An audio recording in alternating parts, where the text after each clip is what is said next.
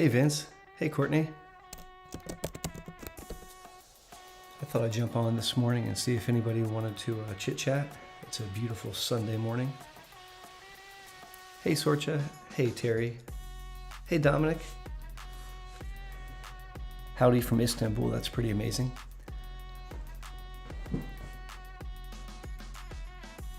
RX, it's good to see you. This is fantastic, guys. Welcome. Good morning. I've got a warm cup of coffee right here. Caesar, it's good to see you. Sunny Ireland. It's really sunny over here too. Do you guys feel up to a morning chit chat?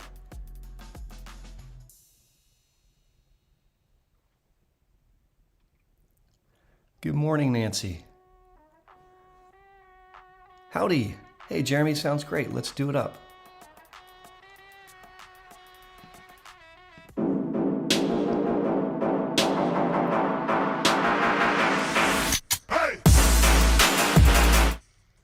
Good morning, everyone. How is everyone this morning? This is really fantastic. Aaron Boster here. It's Sunday, 6:40 in the morning on a holiday weekend here in the United States. I've got a work day ahead of me, needing to spend a lot of time in my electronic medical record, getting things caught up and getting ready for next week. I wanted just to jump online and say hi. John Poling is here. Hey, John, it's great to see you, my friend. I hope you're doing well. Cindy, hello from the Catskills. Jack representing Nottingham, UK. That's really amazing. Sorcha, I've been up for a little while now, but before I started working, I thought I would jump online, see if any of this growing global online community was available for a hello, howdy, hi chit chat, maybe a little coffee talk. How is everyone this morning? This is super. Hey, Dave in Manchester, UK. It's really fun for me to jump online at different times of the day and night just to see which community members are out there. That's really awesome. Kevin's in Pittsburgh. Please give me your opinion about gastric sleeve. That's a great question, Kevin. So gastric sleeve or gastric bypass surgery has been studied in multiple sclerosis and it's considered safe. So there's no particular concerns that the MS would make it not successful or that someone with MS wouldn't respond, because they will. In fact, if somebody needs to lose 100 pounds or more, I think it's probably the very best way to do that. Now, one thing I will say, and this is not a specific comment about gastric sleeve, but about weight loss in general, is that a gastric bypass without behavioral changes will not ultimately keep the weight off. And so I always want to keep that top of mind. But do I think it's a good idea for MS? I absolutely do. And I wouldn't make the decision based on having MS or not. I would make the decision based on the need for the bariatric procedure. Great question. Christina is here from Croatia. That's amazing. We've got Kodiak, Tennessee in the house. Something really exciting to share as it relates to Kodiak, Tennessee. I just got my Tennessee license in the mail.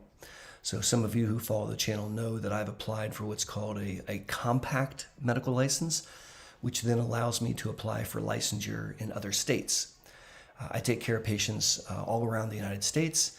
And during the pandemic, I met a lot of people from a lot of different places.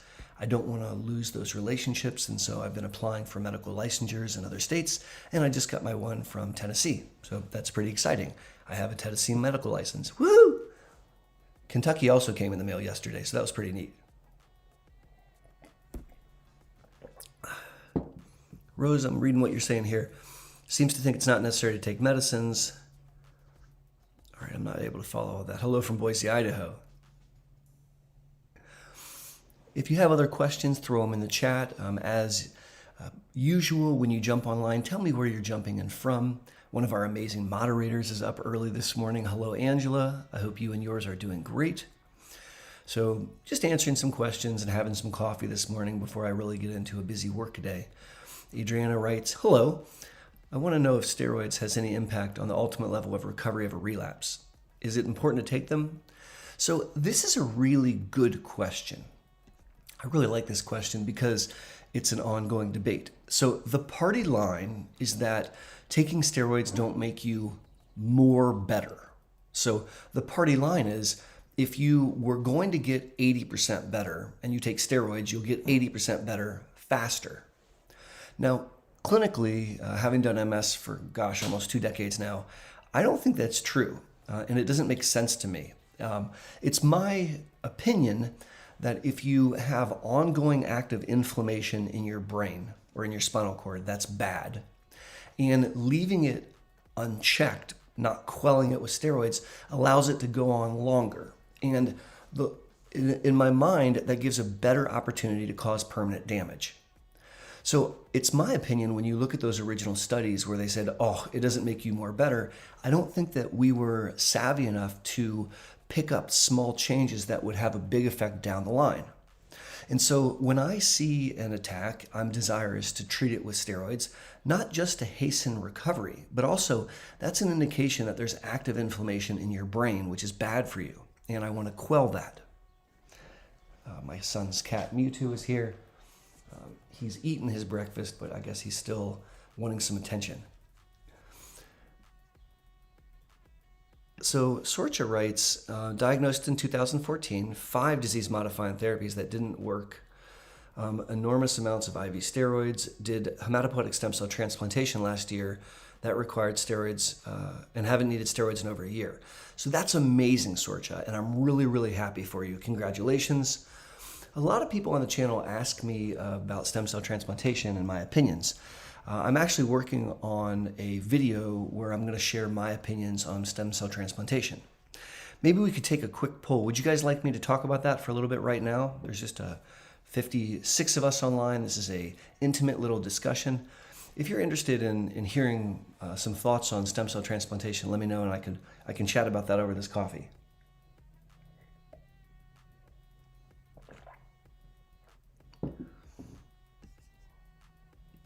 Vince gives me a thumbs up.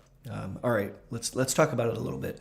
Now, I plan to make a proper video about this topic, and I've been working on it actually for a couple days now. So first of all, let's talk about what stem cell transplantation is, and then kind of a quick skinny on what it involves, and then what the data suggests, and then I'll share with you my opinions. Maybe this is like practice for when I make my video. So stem cell transplantation is not a medicine. It's a procedure. So it's a medical procedure where you're trying to remove one immune response and then give another one. And it's been used to treat blood cancers. It's been used to treat other oncologic conditions. And increasingly over the last 2 decades, it's been studied and used more and more to be used in multiple sclerosis, an autoimmune condition. And so the stem cell transplantation process is very significant. It's a very, very intense process. This is not casual stuff.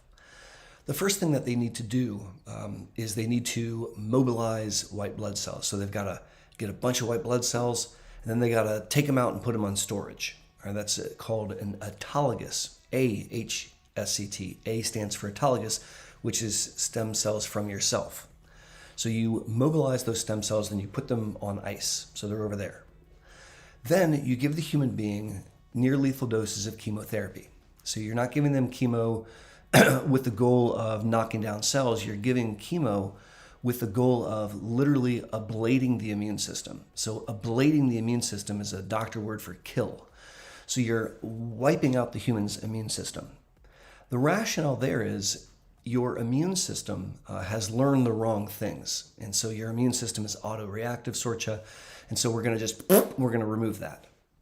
So at that point in time, if we don't intervene, then there could be a fatality because you don't have an immune response. So you would succumb to any infection. But we've got those stem cells on ice, and then we give them back to you. And so then the stem cells repopulate your body, and they give you what we hope is a less autoreactive immune system. Now, the success of the stem cell transplant, as it looks when you go through the literature, has more to do with the conditioning regimen, the chemo, than it does with the stem cells. So the stem cells keep you alive. They prevent you from dying. It's removing the naughty immune response, which is really where the benefit of the stem cell transplantation occurs. Now, stem cell transplantation is not prime time in the United States. It's still very much in a research phase of things, and it's not approved by the American FDA. Some of you, including Sorcha, are in Great Britain, and the NHS allows for stem cell transplantation for severe situations for MS. And Sorcha, your example is a good one. You are having very active relapsing multiple sclerosis with attack after attack after attack, needing steroids despite 1, 2, 3, 4, 5 medicines. And so you underwent this procedure. Now, when we study the procedure, the data is important to take a look at. When I was in training quite some time ago, there were fatalities associated with stem cell transplantation. Now, we've fortunately gotten way better at doing it. And when I say we, I'm not doing a stem cell transplant, but the stem cell transplant community is doing a much better job. And we're not seeing fatalities the way that we used to. It can still happen. And in fact, the period of time right after the stem cell transplant, there's a significant increased risk of infection and other issues. If you get past that period, generally after you reconstituted your immune response, you're in a much better situation. And from a safety standpoint, those risks die down. Now, the question is it a good idea? Should we do it? What about it versus other medicines? And this is actually a really hard thing to study because we don't give stem cell transplants ubiquitously. So it's not as if we have gazillions of people with average run-of-the-mill MS where we've given stem cell transplants. They're typically situations like yours, Sorcha, which are really, really severe. There have been studies looking at giving stem cell transplantation to progressive patients, secondary progressive and primary progressive patients. And whereas there's some encouraging information with secondary progressive MS, I think that overall the jury is still kind of out as to whether or not we should transplant patients that are in a progressive disease state. I think it's much more rational to use stem cell transplantation when you're dealing with a very, very inflammatory, maybe early disease. So when thinking about who's right for a stem cell transplant, and again, this is a theoretical conversation for many of us because we can't just prescribe a stem cell transplant here in the US outside of research. But it looks like the people that are more likely to respond are folks that are younger, who have had MS for less period of time, who don't have other comorbid conditions, and who have a aggressive relapsing disease state. So they're having relapses, just like Sorcha said.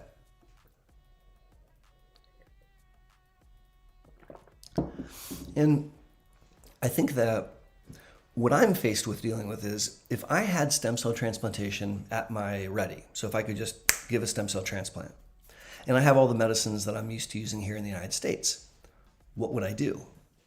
Well, really, my question then becomes, how do I feel about stem cell transplantation against Lemtrada, alemtuzumab, which I think is one of the most potent MS medicines that I have access to. So Lemtrada to me is somewhat like a soft stem cell transplant. It's not a hard reboot. We're not conditioning the body and removing the immune response. We're simply rebooting the immune response. I always think of a stem cell transplant as if you had a computer that wasn't working and you removed the motherboard of the computer and you put in a new motherboard. When you do Lemtrada, you just reboot the system and maybe replace the programming. So you replace the DOS operating system. And so it's more of a soft stem cell transplant. Now, Lemtrada in the spectrum of MS medicines has a lot of side effects, but it's nowhere near the same degree of side effects, particularly in the first couple months, as a stem cell transplant. And there was some investigations. There was I believe a Norwegian study which looked at 144 some people, and it was comparing retrospectively folks that had had a stem cell transplant and folks that had had Lemtrada.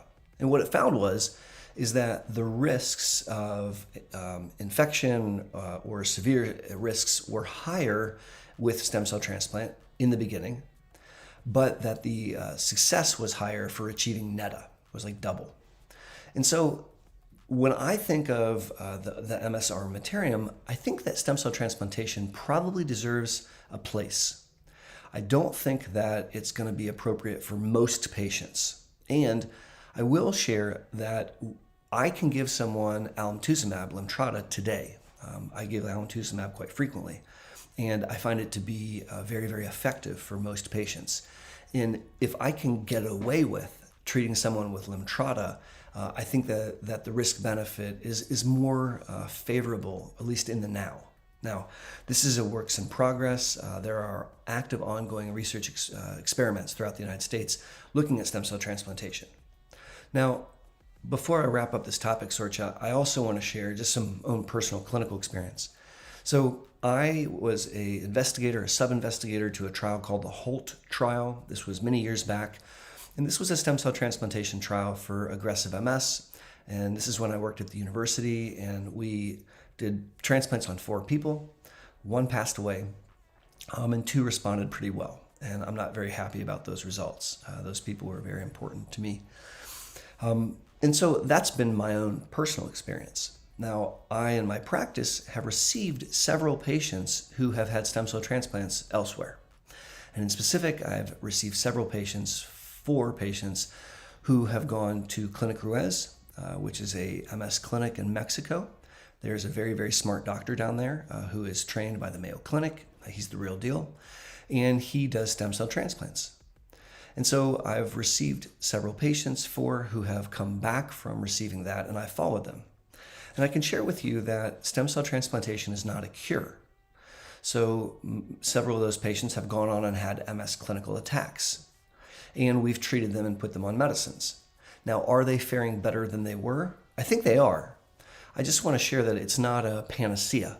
And so stem cell transplants sound sexy. You know, you just wave your hands and give someone a new immune response. Sorcha will tell you that's not, it's not the case. It's actually a very, very intense thing. I'm very excited about new options to treat MS. Do I imagine in 10 years that stem cell transplantation will be routine? I'm going to guess no. I'm going to guess that it's going to remain for a small population of folks with MS. But again, that's conjecture at 6:55 in the morning on a Sunday on a holiday weekend. That was a great question. Thank you. And let me know your thoughts in the comments section. When the live stream's over, I love to go back and read through the comments, not just to see where you're coming from, because that's exciting for me, but also to get a sense of the pulse of what you guys are thinking about. That's very important to me. So thank you for that. Let me wind back because there's been a lot of other questions since Sorcha's question. And let me just look farther along here. So Terry G says, does high-dose prednisone or Solumetra work better? So this has been studied. There's actually been a meta-analysis which looked at all the data and concluded that high-dose steroids work the same whether they're given orally or IV. Now, that doesn't mean that for an individual human being, one person might respond better than another, or that you might tolerate one better than the other. But the data suggests that it doesn't matter. And that's also been my experience in clinic. So when someone has an attack and we determine that we need to give them steroids, I give them the option. I literally say, how do you want your steroids? Do you want an IV in your house? Do you want an IV at my infusion center? Do you want to go to an infusion center that's local to your house? Or do you want to receive high-dose oral? High-dose oral is very inexpensive. And so here in the United States, you're paying for a little bottle of pills. It doesn't cost very much. But because they don't make the right size pill, so they make a 50 milligram tablet of prednisone here in the US, and I need to give you 1,250 milligrams, that's a lot, then I need to give you 25 tablets. And so I will oftentimes write a prescription for prednisone 50 milligram tablets, 25 of those bad boys each morning after breakfast for 5 consecutive days. Not everyone can handle that on their stomach. But what's interesting is that the safety profile, including GI upset's the same if it's IV or oral. Now, just as a word of caution, steroids have lots of side effects. And so if you've ever had a GI bleed, then it's probably not the best idea to give you steroids. If you've ever had a period of psychosis, then giving steroids is not safe. And if you have a history of diabetes or gestational diabetes, then you don't want to just airy-fairy give steroids. And so that it needs to be done with a careful hand. I tend to give steroids orally when I'm able to, just because it's a lot cheaper for the patient. It's a lot less invasive. You can pick up steroids at the pharmacy. That's a good question. So Sorcha is saying that her response to the stem cell transplant, not only did she stop having to receive steroids, but her EDSS went from needing 2 sticks to walk to not needing anything. And that's really wonderful. I'm super happy for you, Sorcha. That's great. So reading along here. So here's an interesting situation that Jonathan shares. So Jonathan writes, I had 5 lesions when it started, and now I have 6. The lumbar puncture was normal. My neurologist says that only 3 of my lesions resemble MS. They are wanting to start me on meds. And I appreciate you sharing that story. If I, taken at face value, because I don't have all the details, but taken at face value, what I'm reading is you had spots that look like MS, and now you have a new spot. So you're meeting dissemination in time. Your condition is changing in the way that MS changes. To me, independent from the lumbar puncture, I would absolutely offer you therapy. I wouldn't want to allow those spots to continue because those spots, that's brain damage. And so really you could rewrite the sentence and say, now I have 6 areas of brain damage, and that 3 of those areas of brain damage resemble MS. And so I wouldn't want to let that continue. I agree with the offer to receive DMT. So E is in Australia, which makes me jealous because that's on my bucket list for someplace I would really like to visit, and writes, with Ocrevus, is it possible to extend the period between treatments? In Australia, it's currently every 6 months, but I'd rather have it only once a year.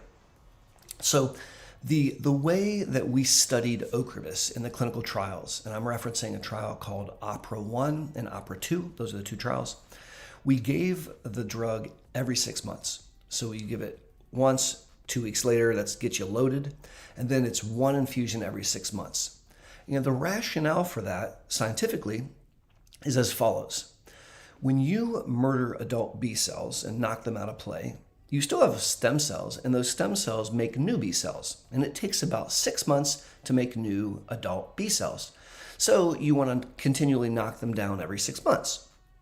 Now, the reality is that most people who have been on Ocrevus for a period of, let's say, like a year or 2, they don't reconstitute their B cells that quickly. And in fact, it can take maybe 9 months, or in some cases, 12 months.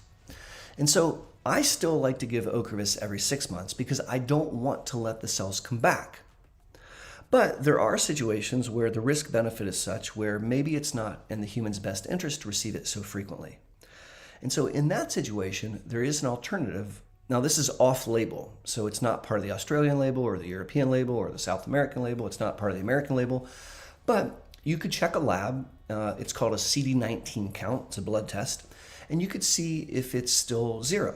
And if it's 0, you could make a rationale for not dosing yet. You could wait until that goes above 0. Now, generally speaking, that's not my style, because when it goes above 0, you could argue the horse is out of the barn. But I can come up with situations where that would be in someone's best interest. I'll give you an example of someone with MS who is no longer a spring chicken. Maybe they're, say, like they're in their 70s, and we still want to treat their multiple sclerosis, and we're using B-cell depletion, but we don't want to just bottom them out to nothing. And so in that case, we might choose to give it less frequently. Now, this would be a great discussion for you and your doctor to have. I think it's a risk-benefit discussion, and you're trying to increase the risk by arguably lowering the benefit by not giving it so frequently. But that's a discussion to be had. I don't think it's wrong, and I think it's worth talking about. So thanks for bringing up that question.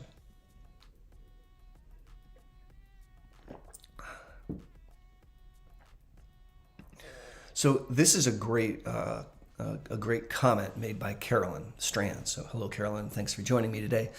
Carolyn writes, I'm waiting to hear from my doctor right now as I think I have a herniated or slipped disc. Is it likely to be caused or affecting by my MS? So the reason I really like this question is Carolyn is a human being, all right? And so Carolyn, you experience something. You experience a symptom of pain. You don't know why you have pain. You just know where it hurts.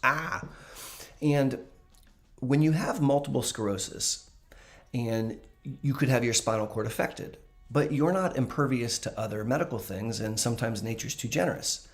So you could have an alternative reason to have that pain, and a slip disc is a good example. It's not uncommon that I will get an MRI of someone's neck for MS reasons, and I notice that they have a disc that's slipped and it's pushing on the spinal cord. I routinely send that human to a neurosurgeon to evaluate that. And it's my drug. If I could pick, I would have it removed. I would have the disc fixed, because that way I've removed one of the two options for why that person could have a problem. If you have a known slip disc and MS, and suddenly your arm has a problem, I'm not sure which of those two things is causing it. And here's a situation where you have pain. I'm going to imagine that you have pain in your back going down your leg, let's say.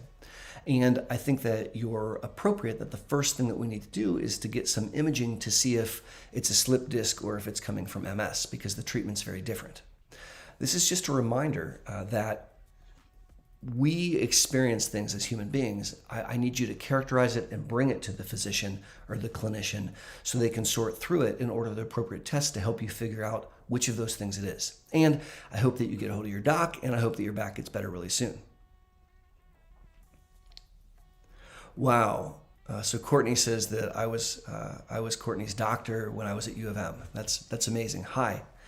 So I was a trainee at U of M. I did my internship and residency there. So this is many years back. University of Michigan is an amazing institution, in my opinion. I felt very lucky to train there. So I did a year of internal medicine, and then I did my full neurology residency there before I went on to do fellowship. And I worked under a really bright man named Dan Michael. Dr. Michael is an MD, PhD, and he ran the MS Center there.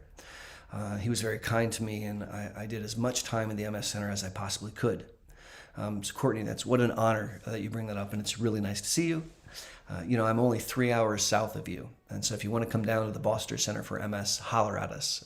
It would be my honor. I hope that you and yours are doing well. So Smiley is not smiling because there's some sciatic pain, and sciatic pain is really, really terrible. The good thing is that it's amenable to surgery, and sometimes even just injections. Definitely something you don't want to ignore. So Melissa asks a question about Ocrevus and surgery. Hello from Ontario, Canada. Well, howdy, hi. Fairly significant surgery in August, due for my Ocrevus in July. Will this affect my healing? So this is something that you have to talk to your neurologist about, of course, but I want to give you my opinion. So it's my concern that suppressing the immune response can interfere with wound healing. I'm not saying it's gonna, but that's a possibility. And so it's my preference that we give a surgery if it can be planned, but like towards the tail end of the infusion. I'll give you an example. So at month 5, there's a month before your infusion. That's when I would recommend a surgery. And then you have a month to heal. And I need clearance from the surgeon before we dose you. So let's say that you had a surgery in July, and then in August you were going to have your Ocrevus. If you weren't healed yet, I would postpone the Ocrevus until the surgeon gave me the go-ahead. It's not my preference to do Ocrevus and then a month later do a big surgery. And I use the word preference because sometimes we don't have a choice. Sometimes we have to do it that way. But if I had my druthers, that's what I would do. My son's cat has hair all over the place. It's in my face. There's 96 of you online. That's so amazing. I've told you this before, but when I started this channel back in end of 2015 or 2016, something like that, I didn't know much about YouTube. I just wanted to make educational content for my patients and their families. And YouTube seemed like a good way to do it. But I didn't realize that you could create a community. And that's what we've done here. This is a community of people that have a common interest in beating the shit out of MS, excuse my language. And it's amazing. There's 100 people right now from around the globe that have jumped online, and there's some hearts. Thank you for the hearts. And that means the world to me. It's no secret that you guys support me and help lift me up. And I'm grateful for that. It gives me energy to go into clinic and whoop butt. It gives me energy to continue to make educational content. So thank you so much for that. If you're on the live stream right now, when you like the live stream, You run out of the live stream, give it a thumbs up and come back in. That really helps the channel. And when you throw up those emojis, that tells the YouTube algorithm that you like this. So fill up the chat with emojis if you want. Thank you for that. Let's keep doing some questions. I'm having a great time. I am going to run and get more coffee here in a second, and I hope that people don't run off the line. But let's answer another question before I get coffee. So Will Guy asks a great question. Do you recommend Mavenclad? Yeah. So I think Mavenclad is a really creative medicine. Do I think it's the most effective medicine in the armamentarium? No. I think it's the king of the pills. When I think of the medicines, I think of the monoclonal antibodies, those infusions, as being amongst the most efficacious. And I place Mavenclad just below them, above Gilenya and the other pills. So I've made videos about where I position medicines in my opinion, and I really think Mavenclad is a really interesting molecule. There's some things about Mavenclad that I really like. It's discontinuous.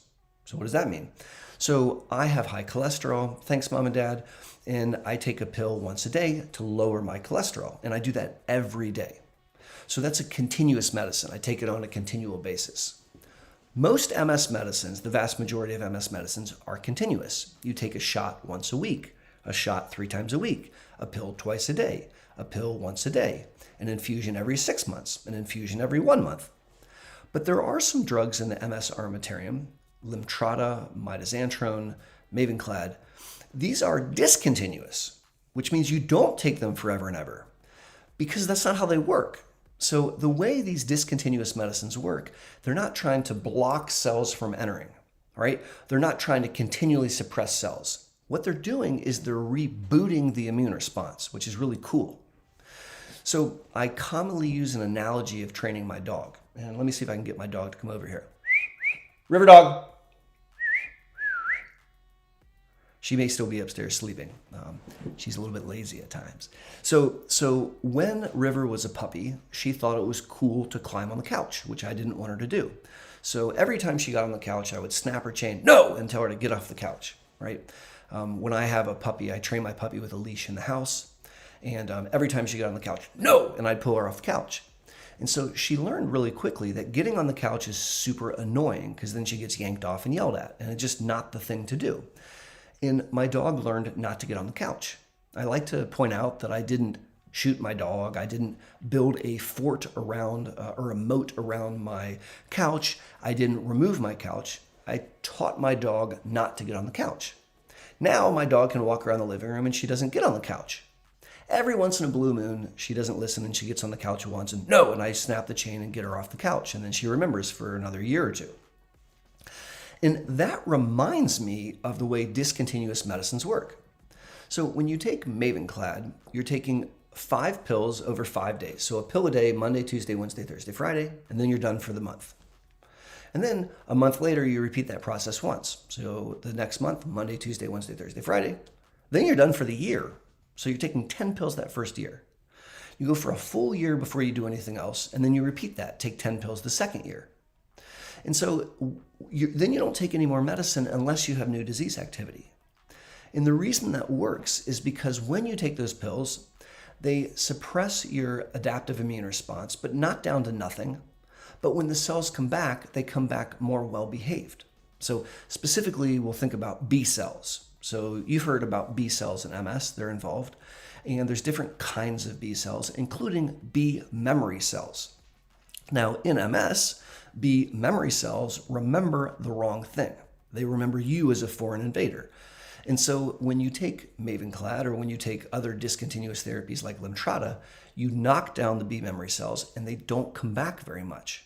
So you suppress the memory of autoimmunity.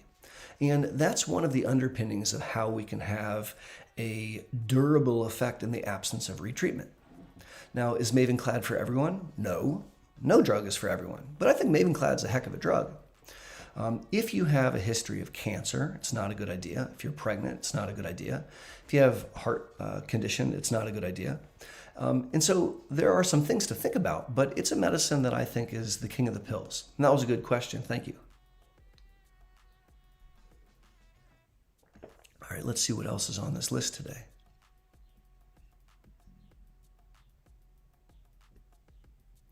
So Rose writes, the neurologist thinks I don't need MS medication until she gets my MRI results, even though I've had MS since 2015, and the last time I saw her was 4 years ago. I walked out of her office last month. I went in a wheelchair. So I can't give you specific suggestions or recommendations for you. I don't have enough information. Although I think it's pretty well known on this channel that I'm a big believer in treating. And in fact, I want to give you the most effective medicine that you're comfortable taking. So if someone has MS, I want them on a medicine. That's my strong opinion. So Sorcha said, Lemtrada broke my thyroid and had to be removed. So Sorcha points out that medicines have side effects, and the largest side effect with Lemtrada is autoimmune thyroid. I also think it's relevant in this story that Sorcha has been sharing with us that she was on 5 MS disease-modifying therapies, including Lemtrada. And when her disease broke through Lemtrada, she had a stem cell transplant. And in my mind, that's rational. And I'm sorry that it hurt your thyroid. So Lisa said, is it suitable, meaning stem cell transplantation and PPMS in the UK? And I don't know the answer. I have a lot of friends that are UK doctors. I think that you could reach out. Some of them are on social media, on Twitter and whatnot. But that's not a question that I know the answer to.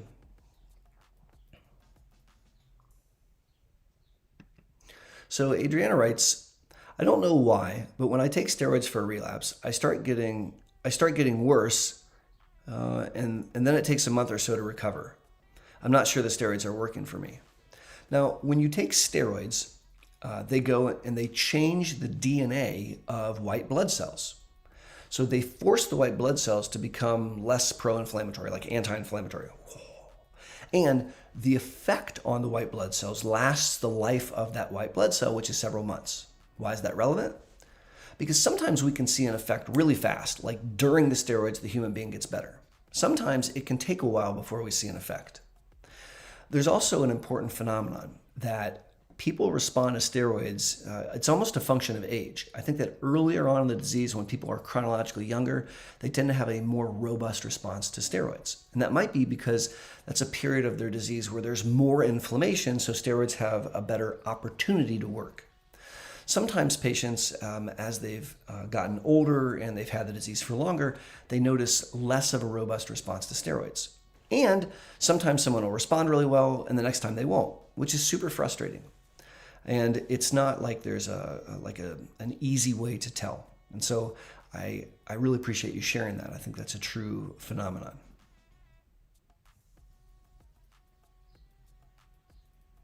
Rose is sharing some frustration. Adriana says, what do you think about pheresis for relapse? So plasmapheresis, that's like a pretty big word. Plasmapheresis, or total plasma exchange, which is also sometimes called, or PLEX, is a procedure. It's not a medicine, it's a procedure. And it's a very effective procedure. So let me share with you what it is, and then I'll share with you how you do it. So what it is you go into either in a hospital or in a special infusion type clinic, and they set up large bore IVs. Typically they'll put big IVs here. Sometimes they can put big IVs here. Under special circumstances, you can get away with almost normal IVs, but there's 2. And they take your blood out and they run it through a machine. It's this big box. It's really tall. It's like the size of a human. And it filters the blood and it removes macromolecules. It removes big molecules like antibodies. And then it cleans it and puts it back in you. So it really is kind of like an oil filter. And what it's doing is it's pulling out antibodies, including autoantibodies. And when they put the blood back in, they have to add some proteins called albumin to kind of balance everything out. And typically when you do pheresis, you're hooked up to this pheresis or PLEX machine for a couple hours. And then when I treat using PLEX, we oftentimes will do it every other day for 5 total exchanges. So that's 10 days. So you PLEX one day, rest a day, PLEX one day, rest a day. And the reason you rest a day is because you then want to allow more of those antibodies to be released into the bloodstream and float around, so then you can clear those out also. And then 2 days later, you clear those out also. And there's been research looking at using Plex to treat MS attacks. So if you have an MS attack and you're given steroids and it doesn't work, if you have Plex, about 60% of the time, people respond. And so we, in that respect, view it as a rescue therapy. And oftentimes when someone has a really, really bad attack, they may end up in the hospital. In those situations, I routinely would give Plex one day, and then I would give steroids the second day while they were resting, and then Plex, then steroids, then Plex, then steroids. And that's just a style that I developed in training. And so I think that Plex is a valuable tool. It needs to be done in a very special environment. You don't just do it in like some outpatient setting, because you need to have blood products and there's need for a near sterile environment, etc. And one of the other things I want to point out is neuroimmunologists, so MS docs, very oftentimes treat a cousin of MS called neuromyelitis optica, or NMO, or one of the variants of NMO. Like there's a condition called MOG. And these conditions are cousins of multiple sclerosis, and they involve the humoral response, the B cells. And sometimes for those conditions, when those people have an attack, we go straight to pheresis, because pheresis in some cases will work better than steroids. Or if we try steroids in those patients, we have a very, very quick moment to switch over and then start them on pheresis ASAP. All right, now, many of you know that I love myself some coffee. And at this hour, I am nowhere near being done consuming my caffeine. So do me a kind favor, don't run away. There's 110 of you, which is just absolutely amazing. I'm gonna run and start my coffee and come back and we'll answer some more questions. Then I'll have to run and get it again. So please don't go away. I'll be back in just seconds.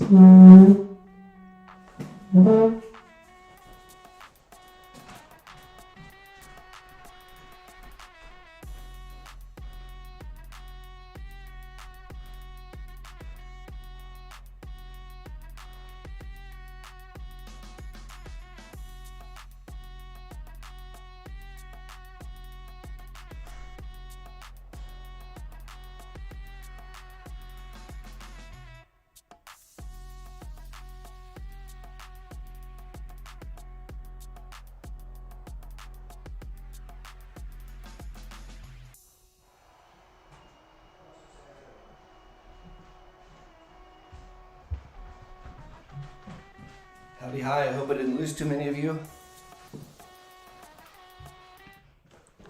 Wow, you didn't run away. Thank you. When I went to get my coffee, I realized that my dog was outside. River, come on. When I called to her earlier, she didn't come, and now we know why. Sit. Good girl. Hey, everyone. If you've never met River, then this is your opportunity. This is my beautiful American Mastiff, the love of my life and my work doggy. So River comes to the MS Center daily. I almost never don't bring her to clinic. And she's amazing. She can tell when someone's really anxious. She does a great job of helping people get through infusions. She also is very happy when patients bring her treats. She loves to go to work, I think, because all of my team members feed her to no end. She's pretty fantastic. So I can hear my coffee being made in the other room. I have an amazing Italian coffee maker. It's one of my prized possessions. Makes really good coffee. River, you can lay down. Good girl. She's going to sit here and hang out with us. All right, so let's jump back into some questions. Thank you for being patient. I'll grab that coffee here in a quick second. So Fernando asked a question. My fiance was delayed for a second time under Ocrevus treatment due to the provider not submitting paperwork to insurance. She is not feeling that the treatment is working. So two separate things. The first thing is the complexities of getting drugs approved in the United States. So I'm an MS neurologist. I have my own standalone center called the Boster Center for MS, and I have over 5 team members who work full-time just to help get those medicines approved. It's very, very hard to get them approved, and you would be shocked at the amount of paperwork and phone calls and kind of arguing, if you will, with insurance sometimes that you need to do to get these medicines approved. And so I think your experience is unfortunately all too common.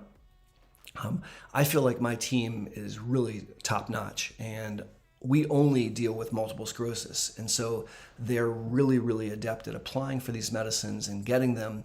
But even we sometimes fumble and have trouble and struggle and fight. But it's the right fight to fight. Now, second point is she doesn't feel that the treatment's working. And so that's an important conversation to have with the provider. So is it not working because we're having breakthrough attacks? Is it not working because there's new spots on the MRI? Is she noting what's called PIRA, progression independent from relapse activity? Or are there a lot of symptoms? And so that's a discussion to be had. Now, I am going to run and grab my coffee. I'm going to be quick like a bunny rabbit. I'll leave the screen up and I'll be right back. And I can't believe that there's 123 of you online. That's amazing. Thank you. Talk amongst yourself for 1 second. I will come back with steaming hot coffee.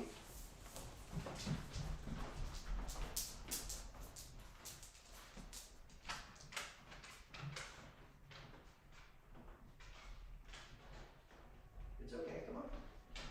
Let's go say hi to all the people. Whew. Okay. For those of you that have ever come to the Boster Center or seen me in the past, I typically demand to have two things in clinic. I want my patients to be roomed on time, and I want coffee available at all times. And I typically drink about a mug of coffee almost with every patient until about 2 p.m. when my stomach starts to hurt, and then I back off. All right, let's keep looking at some questions here. These are really fantastic questions. So Sorcha, who shared that she was having attack after attack after attack and needing steroids, also benefited from pheresis, and I'm really glad to hear that.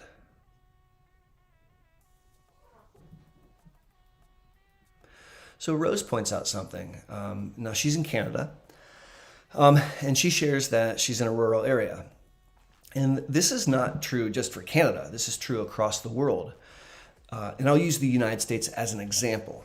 Here in the United States, only 20% of people with MS are seen by fellowship-trained neuroimmunologists. So people that have gone through like the neurology and then the fellowship training in MS to be poised to help take care of them.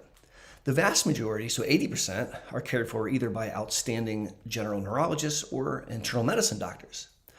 And there's a paucity of MS doctors, and this is true throughout the world. And so it can be really, really frustrating. One of the reasons that I created this channel was to educate my patients and their families in between visits. Because it was my thought that if I talked about something in clinic, that might not be the best time for you to hear it. You may need to hear it at 3 o'clock in the morning in your bathrobe by yourself. Or you may need to hear it 4 times. But you only get to see me for a little bit, and then we might not see each other for months. And so I thought, well, if I could make a YouTube video about it, then someone can go back and look at it later. And what I didn't realize is that it wouldn't just help maybe families that see me in clinic, but maybe any family that's trying to learn more about MS. Now, I want to be really clear that this YouTube channel does not ever replace what your clinician says. This YouTube channel is not medical advice to treat you. It's just education. It's my goal to educate you, to energize you, and to empower you. And to give you some info and so that you know which questions to ask so that you can be really effective working with your own doctor. And it's my hope that that doesn't replace seeing a doctor, but at least that way it maybe gives you some information that you need so that you can make really good decisions, I hope.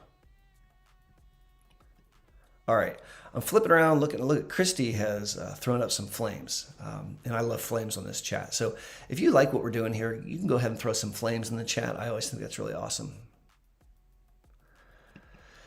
So the butterfly, Jen, says that her neurologist passed away and she needs a new in North Carolina. And I'm going to assume that she's referencing Dr. Doug Jeffries. So Dr. Doug Jeffries was a good friend of mine. He was an amazing man. He was a powerhouse in multiple sclerosis. This guy worked at Wake Forest for like 18, 20 years, and then he was in private taking care of MS patients in North Carolina. He recently passed away, and I miss him. I think many of us miss him. We just lost a great man in MS. And he was in North Carolina. And so I'm only assuming that's who you're talking about. Now, in that same practice is one of my former fellows, a guy named Max Carraro, who I think the world of. I would let Max care for any one of my family members. And so it's my hope that Doug's patients are well cared for down there, and that Max can help. I see that Ben is online, one of our amazing moderators. Jen McGraw's online, another amazing moderator. Jen, we have to have a chat soon, I understand. Let's keep looking at some of these questions. Ray, it's a fun name. Ray. DMT question. Excuse me. Whew. I'm not allergic to your question, I promise. So Ray writes, where is it? DMT-wise, is there such a thing as an allergic patient? My lymphocytes dropped dangerously on Avenex, Copaxone, Tecfidera, all causing stopping treatment. So no. You can see side effects from medicines, absolutely. And sometimes nature's too generous and you can have side effects to multiple medicines. Now, Avenex is an interferon beta product, and there's a side effect that it can cause low white count. That's not common, but it can happen. Same thing with Tecfidera. Tecfidera, about 20% of people will have a drop in their white count, which is a side effect.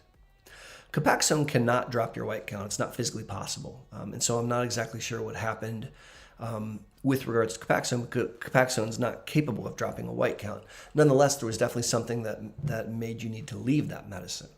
And no, it doesn't mean that you're doomed to have allergies to all medicines. On the contrary, all of these medicines work differently. Now, here in the United States, I can count 28 different formulations of FDA-approved medicines, thank God. And so you haven't tried all 28. I think there's still some that we might be able to try. And what we would be looking for is we'd be looking for a medicine with a different mechanism of action than the ones that you've been on, in hopes that that's going to not cause the same side effect profile. So Nora asks a really good question. She says, what's generally done on the first visit in the neurologist when someone has suspected MS? So Nora, I have made a video about this, or a couple of videos about this, looking at like the diagnostic workup and stuff. But let's just talk about it right now for a little bit. So when we're trying to see if someone has MS, we need to collect a bunch of information. And typically there's like 4 categories of information that we're going to collect. The first is we're going to take a very careful clinical history, right? And the way that I like to take a clinical history is a couple different methods. I ask the patient before they come and see me to write out a disease timeline. So this is you taking out a piece of paper and pencil, or the electronic version, and you write down March 29th or March of 2017, I remember da-da-da, and you write it down as best you can remember.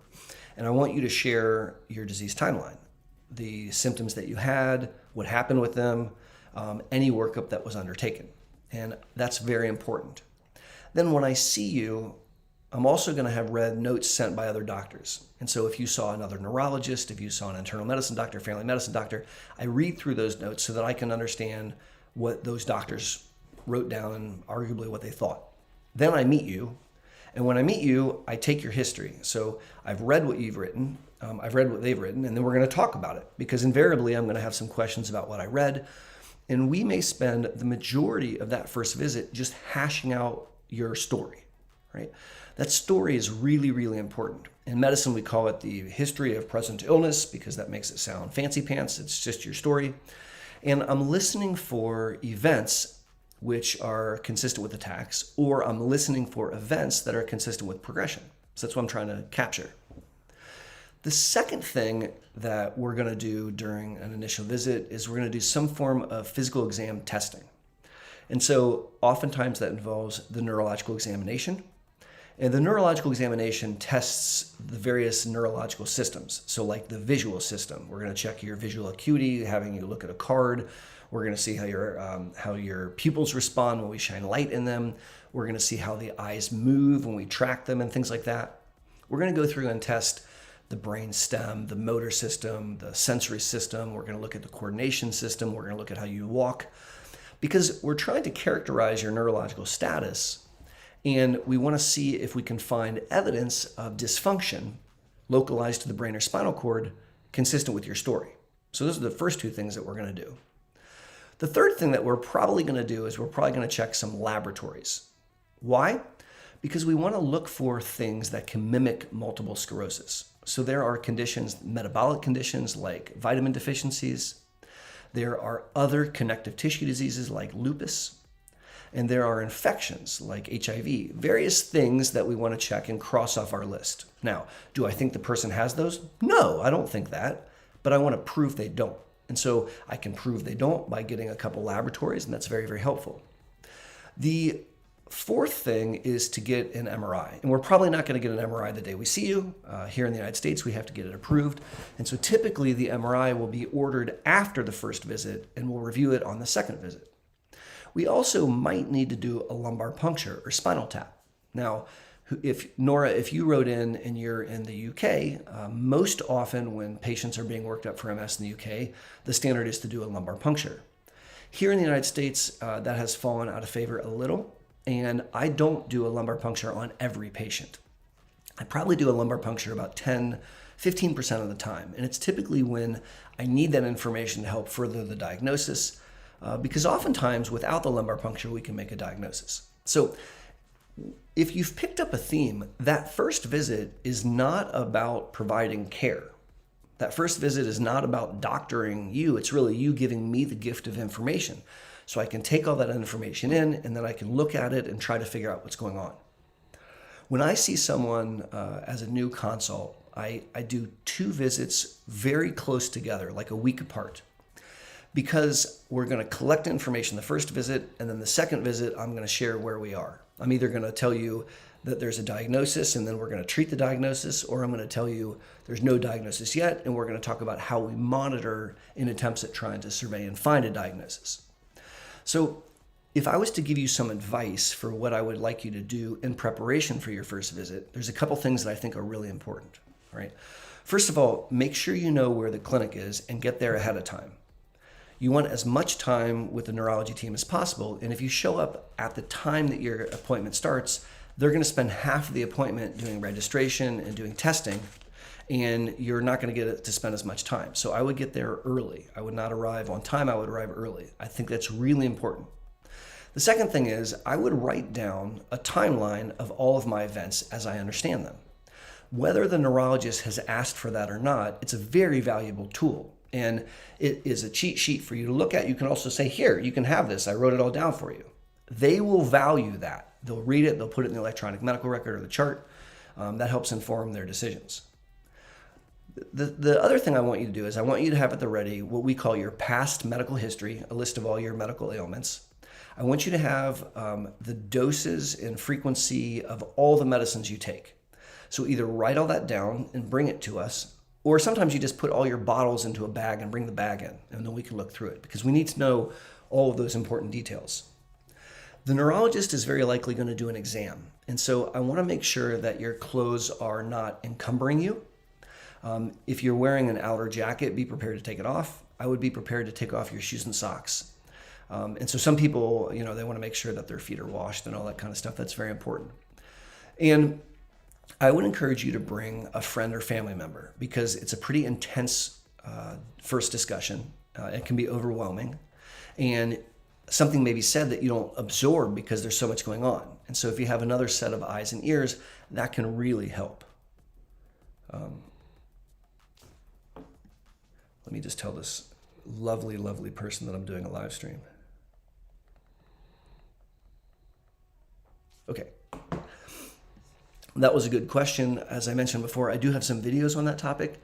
And so if you'd like to look at it, I think one video is how to prepare for your neurology visit. I have another video about how do you diagnose MS, and those 2 videos really touch on these topics.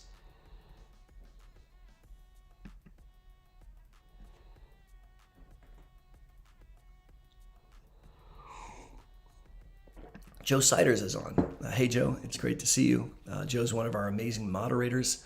I hope that you and yours are doing well, my friend. All right, let's take a look here at some other questions. So Rexor Loops and Jasmine are in Denmark. Now, I've been to Copenhagen once, and it was an amazing experience. It's a really, really cool culture and a really nice group of people. I loved Copenhagen. It was such a friendly city, easy to get around. Museums are free. I have really good memories about being in Denmark, and I was really impressed with what I saw there. Now, they share here that the doctor doesn't want to do an MRI unless they take a disease-modifying therapy, even though they've tried to lower their risks by quitting smoking, removing saturated fats, and doing fitness. And so I don't know the specifics as to why that is, but I can guess. So if you have limited resources, so you don't just have unlimited resources where every patient can get an MRI whenever they want, if you've already been diagnosed with MS, the MRI is most often then used to monitor the disease, and in specific to monitor the response to disease-modifying therapy. Now, again, right now I'm guessing. I don't know. This is just my guess as to maybe why they're doing that. Because I have heard some docs say, well, if you're not going to take a medicine, I don't need to get an MRI because you're going to have new stuff happen. And we're not doing anything with a disease-modifying therapy to slow that down. So there's nothing that we need to monitor. Now you could argue about whether that's a good idea or not. But oftentimes that the neurologist is using the MRI as a tool to tell them whether things are working or not. And maybe they're saying, well, if you're not on a DMT, then I don't need to do that.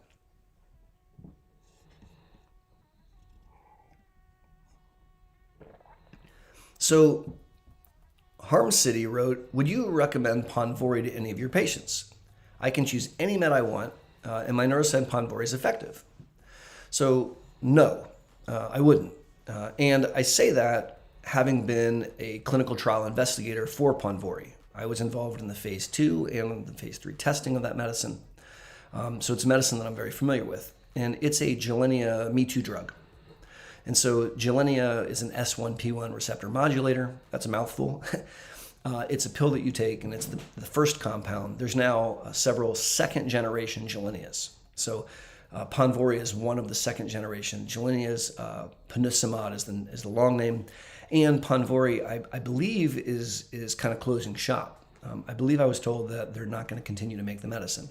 Now, that's not why I wouldn't recommend it. I wouldn't recommend it because I don't think that the S1P1 class is effective enough for my patients. I think that I can do better with other medicines. And that's just my opinion. There are people that respond very nicely to the S1P receptor modulators, but I don't tend to use them in my practice because I think there are other medicines that work better. That's just my opinion, which doesn't make me right. It just makes me opinionated.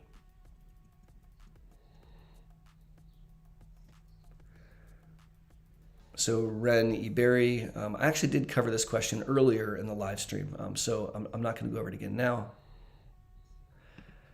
Carrie D asks a question, if I can get this question to pop up, on is there any solution to the crap gap? So let's talk about the crap gap.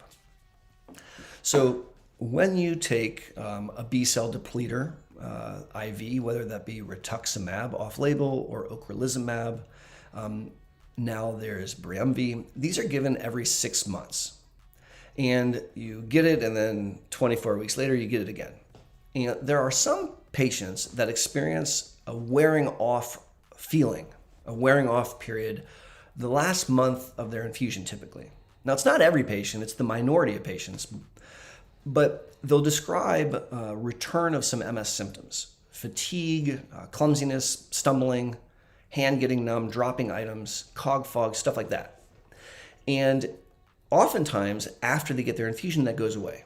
Now, if you look at the scientific literature, that's not supposed to happen, right? So there's no necessary biologic reason that should be happening to most people. But I don't think everybody's making it up. There is one study that I'm familiar with that looked at volume of distribution, suggesting that if you're a big human, that you're given the same dose as if you're a little human. And so maybe if you're a big human, that dose isn't big enough for you and it wears off sooner. Although I have noticed in my clinic, having this so-called crap gap, this wearing off period, occurs with some frequency, and it doesn't seem to matter how big or little the patient is. Now, I've heard doctors say, well, that doesn't exist. And I actually have some friends who are on the East Coast. They did a research study, and they weren't able to prove crap gap. I think it's real anecdotally. I think it's real clinically. I see it all the time. And it's unpleasant because if you're really having a return of symptoms just before your infusion, that's 2 months out of the year. That's a sixth of the year that things aren't awesome. And I don't like that. So what do we do in those situations? Well, one thing we could do is wait it out. And I have some patients, they say, look, I know I'm getting worse, but I'm going to get my infusion in 3 weeks, so I'm going to wait it out. And that's one option. Another option is, hypothetically, you could give Ocrevus or Rituxan closer together. Now, I say hypothetically because that won't be approved in the United States. The insurance companies won't allow that. It would work better if you gave it every 4 months, but nobody's asking Aaron his opinion. And I doubt seriously insurance is going to be like, sure. In fact, we've asked in the past and they say no thank you because they don't want to have to pay extra. And so because we can't give it sooner, what else could we do? Well, one thing that we could do is we can give a steroid. Now, this is all off-label, okay? This is just opinion. And I'm not telling you that you should do this. I'm just sharing with you what I do in clinic sometimes. So a month before the infusion, we'll give someone a slug of steroids, 1 day of high-dose steroids, IV or oral. And for a lot of people, that kind of tides them off and helps them get to their next infusion. And so other things that can be done, you can switch medicines. And fortunately, I haven't seen this be so bad that people feel that they absolutely need to switch, but you could switch medicines. And it's definitely worth a discussion. V says, howdy from Texas. So happy to see a live stream by accident. Thank you very much, and hello, howdy, hi. Texas is very dear to my heart. I actually just got my licensure. No, I don't know if we've gotten it yet in Texas. I think that might be one of the last ones, but I've applied for a license in Texas, which I'm excited about, and we plan to get hopefully this week. And my family, when we fled Russia in like 1914, for some reason, about half the family seemed to go to the Midwest. So I live in the Midwest. That's where my family's grown up. But the other half of the family went to Dallas, Fort Worth, Texas. Now, why a bunch of Jews went to Dallas, Fort Worth, Texas at the turn of the century, we can't figure out. But it means that I grew up with a lot of cousins out in Dallas, Fort Worth, and San Antonio, and I spent a lot of summers out there. The reason I wear cowboy boots is related to Texas. So I wear cowboy boots to work every day. I actually don't own dress shoes. I just wear dress boots.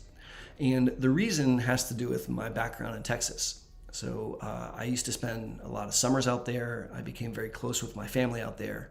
And years later, when my great uncle passed away, my family mailed me his boots. And I don't have those boots anymore, but I started to wear those boots, and I found that they were the most comfortable thing on the planet. They are way better than wearing shoes, and I've started to wear boots. So now I only wear cowboy boots. I find them to be like wearing slippers. Like I feel like I'm cheating the system because they're so darn comfortable.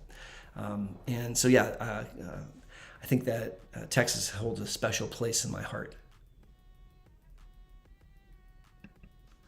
So Jacques Breton is in the UK and says, I have heart palpitations recently. Are they connected to my MS?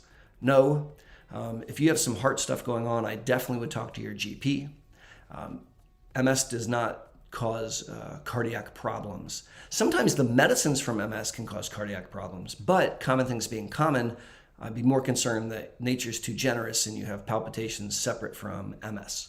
And so I definitely would bring that to the attention of your primary care doctor. All right. So Sorcha says she has a question about my thoughts on Dr. Gavin Giovannoni's smoldering MS concept. And so Dr. Giovannoni is a brilliant man. I consider him a friend. And he's a guy that really has been pushing the field forward in a couple directions. He has a couple of things that are very passionate to him. He's been a big proponent of EBV as being one of the prerequisites to MS, and that data is supporting his beliefs. He also has been recently really promoting this concept of smoldering MS, which he calls the real MS. And what he's talking about is the fact that MS is not about attacks and new spots on the brain MRI.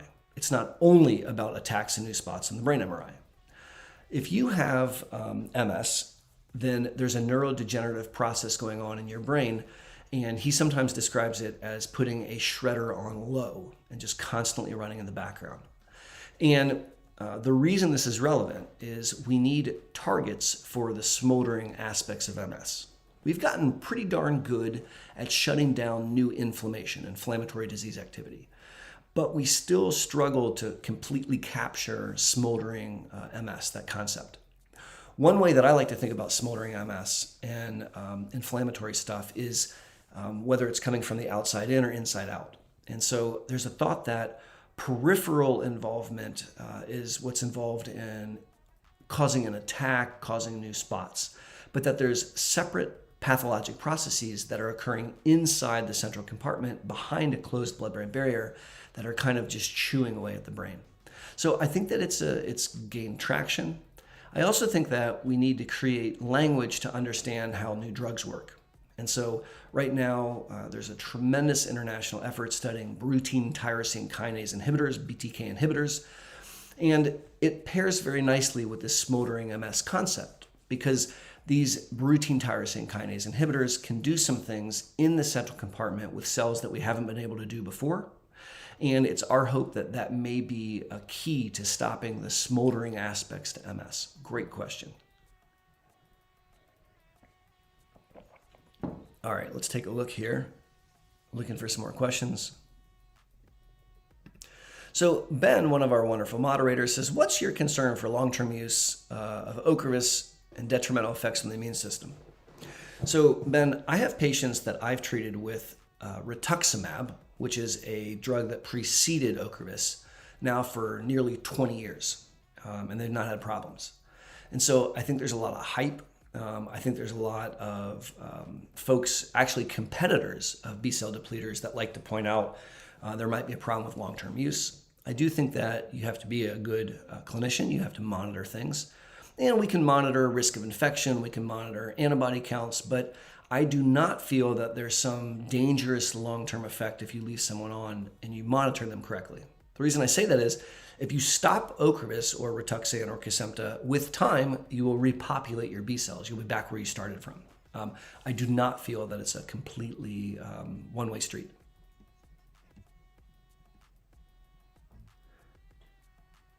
So Ray said that Dr. G had a terrible accident. He did during the pandemic. He's a cyclist and a runner, and he was hit by a vehicle. I don't remember if it was a motorcycle or a car. It was a devastating event. He fractured his neck. He's back to exercising. He's doing fantastic. And so I don't know if he's made a full recovery, but he's made a very meaningful recovery, and he's very active in the MS space. He's very active in research, and I'm delighted. That was a really scary thing that happened to him. So, oh no, it's Ellie. That's a name that I love, or Eli.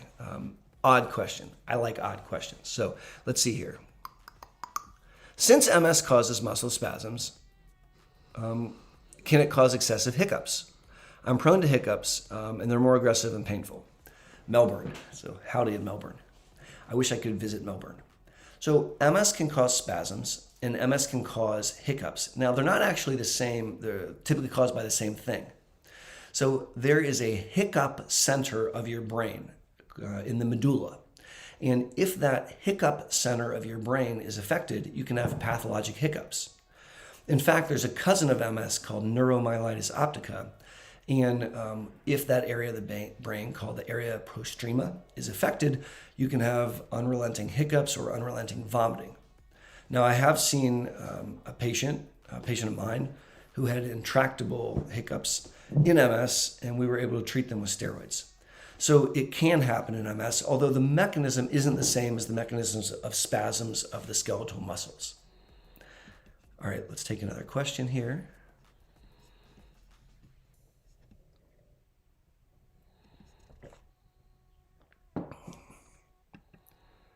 So Phage is a wonderful gal who I just adore, very active participant on this channel. I hope that you and yours are doing great. And says, hey, I'm skinny. I have a wearing off period. And I think you bring up the point that it's not clear why some people have crap gap. I really wish that we could give the drug closer together. I really, really do.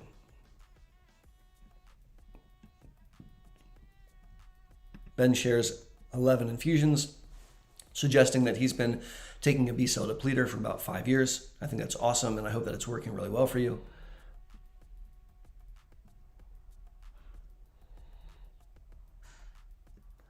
All right, I'm just looking through some questions here.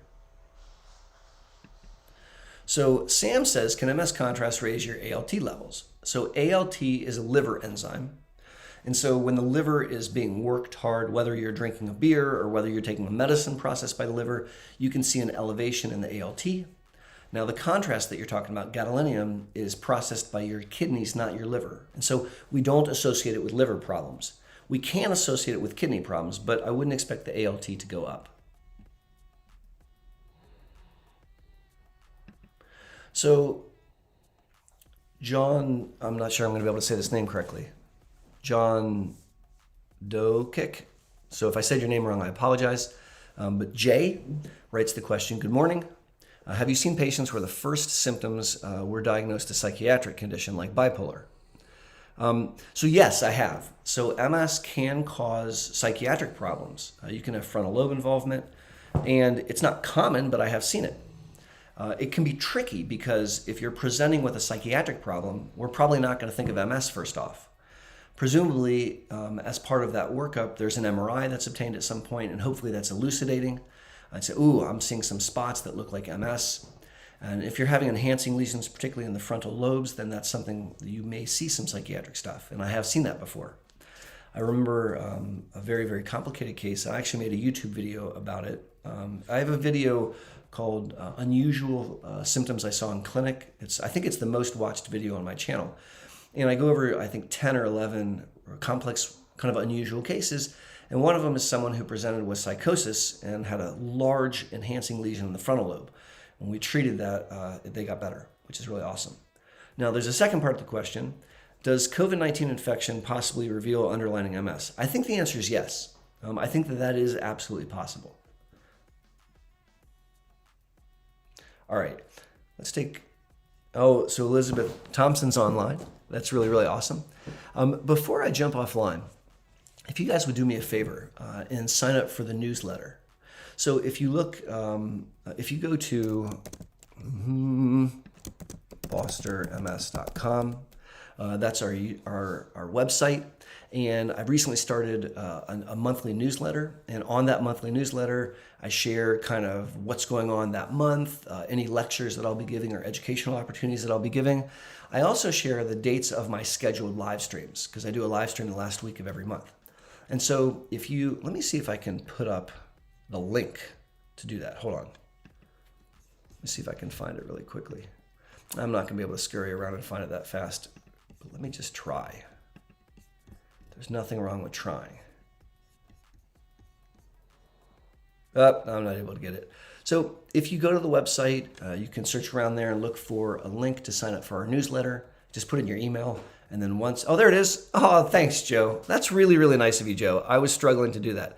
Joe Siders is a great man. I'm grateful for your help. So if you click that link in the chat, it'll take you to a sign-up sheet for the newsletter. And I'm going to try to use this newsletter to the best of my ability to keep you guys up to date on what's going on at the Boster Center for MS. And I'll tell you when all the live streams occur. Now, Ben says, will you be doing a new video tomorrow morning? Yes, sir, I will. I'm actually going to be doing a premiere. So I'm going to be watching it with you. It launches at 6 a.m. Eastern Standard Time here in the US. And I will spill the beans. It's on cannabis. So definitely right now, if you go to the channel, you can click that premiere link and it'll give you a reminder. So I was pronouncing Sorcha's name wrong. It's Sorcha. It's an Irish name. I hope I said it better. Sorcha. If I'm saying it wrong, it's not on purpose. Thank you all very much. This has been an amazing start to my morning. I'm going to jump into my electronic medical records and do a bunch of hours of work this morning, and I wanted to start my day off with you. It means the world to me. Thank you for supporting the channel. Thanks for commenting and for sharing. Make sure that you give this a thumbs up because it teaches the YouTube algorithm that you like this and helps push it out so that more people can benefit from it. I hope to see you tomorrow morning, bright and early, 6 a.m. I'm going to be doing a premiere of my Monday morning video. And until the next time I see you on a live stream, or if I see you on a Monday morning video, or even better yet, if you come and visit me at the Boster Center for MS, be safe and take care, guys.